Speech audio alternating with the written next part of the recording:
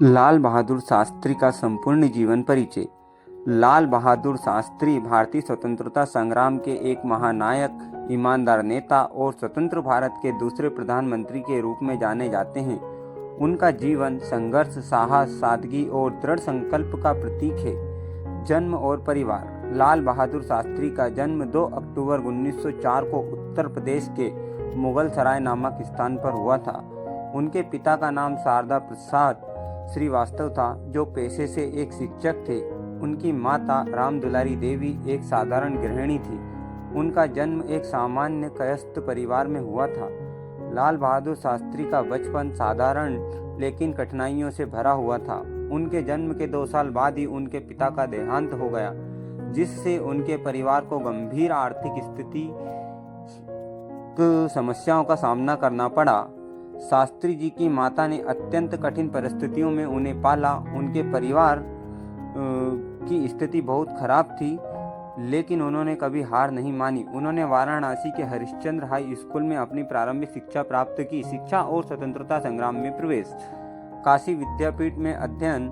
लाल बहादुर शास्त्री ने 1926 में काशी विद्यापीठ में शास्त्री की उपाधि प्राप्त की। यह उपाधि उन्हें उनके विद्वता और सादगी के कारण दी गई थी, और यही नाम बाद में उनके जीवन में जुड़ गया।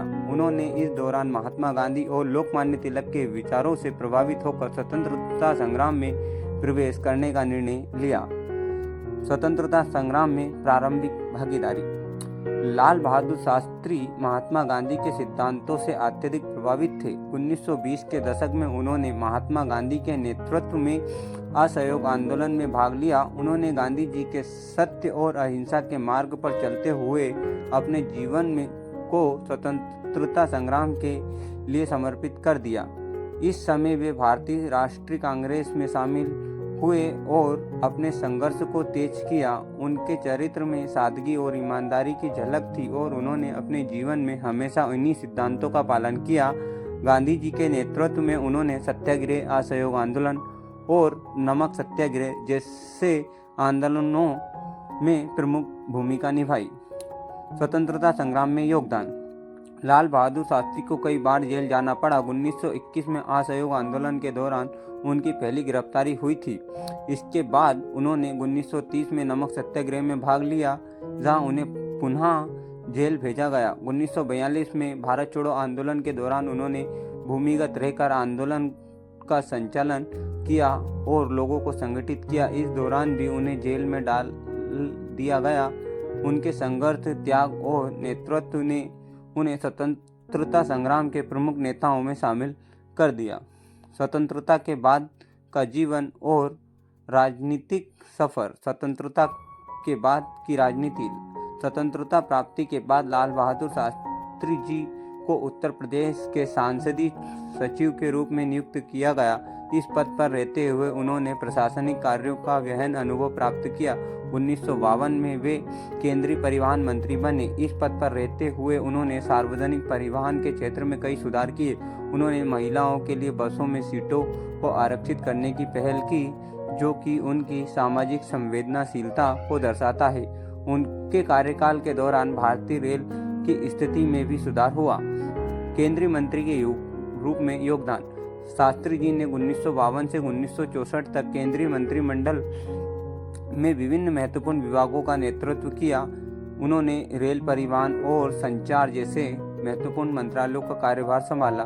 उनके कार्यकाल में भारतीय रेलवे ने महत्वपूर्ण प्रगति की। उन्होंने रेलवे में दुर्घटनाओं को कम करने के लिए कड़े उपाय किए और यात्री सुविधाओं में सुधार किया।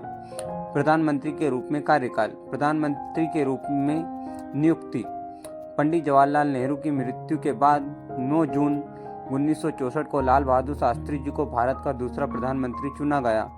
उनका चुनाव उनके सादगीपूर्ण व्यक्तित्व, ईमानदारी और प्रशासनिक कुशलता के कारण हुआ। वे एक ऐसे नेता थे जो बिना किसी विवाद के अपने कार्य को निभाते थे। उन्होंने अपने कार्यकाल में प्रमुख योजनाओं की शुरुआत की, जैसे हरित क्रांति, श्वेत क्रांति, महिला और बाल विकास परियोजना, ग्रामीण विकास। 1964 का भारत पाक युद्ध। शास्त्री जी के कार्यकाल के दौरान 1965 में भारत और पाकिस्तान के बीच युद्ध हुआ। इस युद्ध में शास्त्री जी ने जय जवान जय किसान का नारा दिया, जो आज भी भारतीय समाज में गूंजता है। यह नारा देश की सेना और किसानों के योगदान को सम्मान देने के लिए दिया गया था। युद्ध के दौरान शास्त्री जी ने अपनी दृढ़ता और साहस का परिचय दिया। उन्होंने सेना को स्वतंत्र रूप से कार्य करने की अनुमति दी और देश के आत्मसम्मान को बनाए रखा। ताशकंद समझौता। 1965 के युद्ध के बाद शास्त्री जी ने पाकिस्तान के साथ ताशकंद में एक समझौते पर हस्ताक्षर किए। 10 जनवरी 1966 को इस समझौते के तहत दोनों देशों के बीच युद्ध विराम और सीमा विवादों को हल करने का प्रयास किया गया। हालांकि समझौते के एक दिन बाद ही 11 जनवरी 1966 को शास्त्री जी की रहस्यमय परिस्थितियों में मृत्यु हो गई। मृत्यु और रहस्य। लाल बहादुर शास्त्री जी की मृत्यु 11 जनवरी 1966 को ताशकंद में हुई। यह मृत्यु अभी भी रहस्य बनी हुई है। उनकी मृत्यु के कारणों को लेकर कई सवाल उठते रहे हैं, लेकिन आज तक इसका स्पष्ट उत्तर नहीं मिला है। कई लोगों का मानना है कि उनकी मृत्यु स्वाभाविक नहीं थी और इसमें कुछ षड्यंत्र शामिल था, लेकिन इसकी पुष्टि नहीं हो सकी है। निजी जीवन और व्यक्तित्व। सादगी और ईमानदारी। लाल बहादुर शास्त्री का जीवन सादगी और ईमानदारी का प्रतीक था। उन्होंने हमेशा सादा जीवन जिया और अपने देशवासियों के हित के लिए कार्य किया। उनके पहनावे, खानपान और रहन सहन में सादगी झलकती थी। प्रधानमंत्री बनने के बाद भी उन्होंने कभी भी अपने पद का दुरुपयोग नहीं किया। वे सरकारी आवास में रहने के बजाय किराए के मकान में रहते थे और सरकारी सुविधाओं का न्यूनतम उपयोग करते थे। लाल बहादुर शास्त्री जी ने ललिता देवी से विवाह किया, जो एक शिक्षित और सुसंस्कृत महिला थी। उनका वैवाहिक जीवन अत्यंत सुखी था और उनकी पत्नी ने उन्हें हर मोड़ पर समर्थन दिया। उनके 5 बच्चे थे, 2 बेटे और 3 बेटियां। उनके पुत्र अनिल शास्त्री और सुनील शास्त्री भी राजनीति में सक्रिय रहे। शास्त्री जी का जीवन अत्यंत साधारण था। दोस्तों, एक वीडियो बनाने में बहुत समय और मेहनत लगती है। प्लीज़ वीडियो को लाइक अवश्य करें और चैनल को सब्सक्राइब करें। धन्यवाद।